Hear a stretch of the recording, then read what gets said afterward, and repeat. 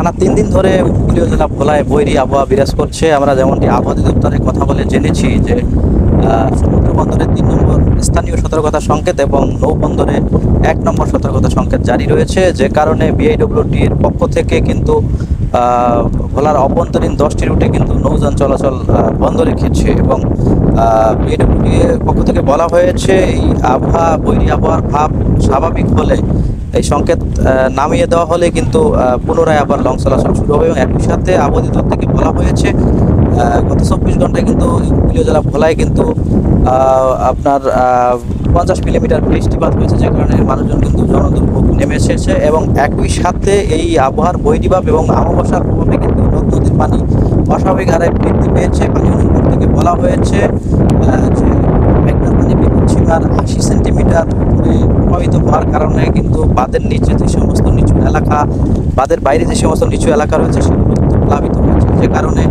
সেখানকার বাসিন্দারা কিন্তু অনেকটাই দুর্ভোগের মধ্যে পড়েছে। নদী এখনও উত্তাল রয়েছে, যে কারণে নৌযানগুলো আসলে সতর্ক অবস্থানে রয়েছে। এক্সট্রিম মশার কয়েল প্ল্যান্ট ফাইবার দিয়ে তৈরি, ডেঙ্গু চিকুনগুনিয়া বাহি সহ যে কোনো মশার বিরুদ্ধে দেয় এক্সট্রিম সুরক্ষা। বিশেষ করে যেগুলো মাছ ধরার ট্রলার রয়েছে সেগুলো কিন্তু আমরা জেনেছি যে সেগুলো কিন্তু বেশিরভাগই কিন্তু তীরে ফিরে এসেছে, কেউ আবার অপেক্ষা করে মাছ ধরতে নেমেছেন। একই সাথে জেলা এবং উপজেলা প্রশাসন থেকে কিন্তু বলা হয়েছে যে সমস্ত ট্রলার এবং নৌকাগুলো গভীর সমুদ্রে নদীতে রয়েছেন তাদেরকে নিরাপদ আশ্রয়ে আসার জন্য কিন্তু বলেছেন।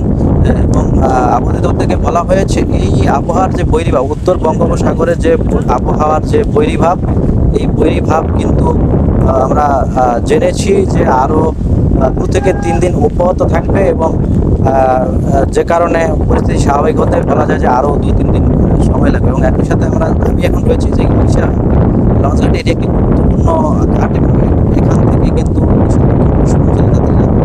যাতায়াত করছেন, কিন্তু লঞ্চ চলাচল বন্ধ থাকার কারণে মানুষজন এবং ঘাটের যে অবস্থা সেটি এখন শুনছেন নিরাপত্তা, যেহেতু চলাচল বন্ধ, যাত্রী নেই, যাত্রীদের কোলাহল নেই। এই অবস্থা মানে জীবনে বলা যায় অনেকটা বিপর্যয় নেমে এসেছে। এবং তারা মনে করছেন স্বাভাবিক হলে তাদের জীবন স্বাভাবিক হবে এবং একই সাথে নৌযান চলাচল শুরু হবে। তো এই ছিল আমার কাছে ভোলার আবহাওয়া পরিস্থিতি নিয়ে সর্বশেষ তথ্য।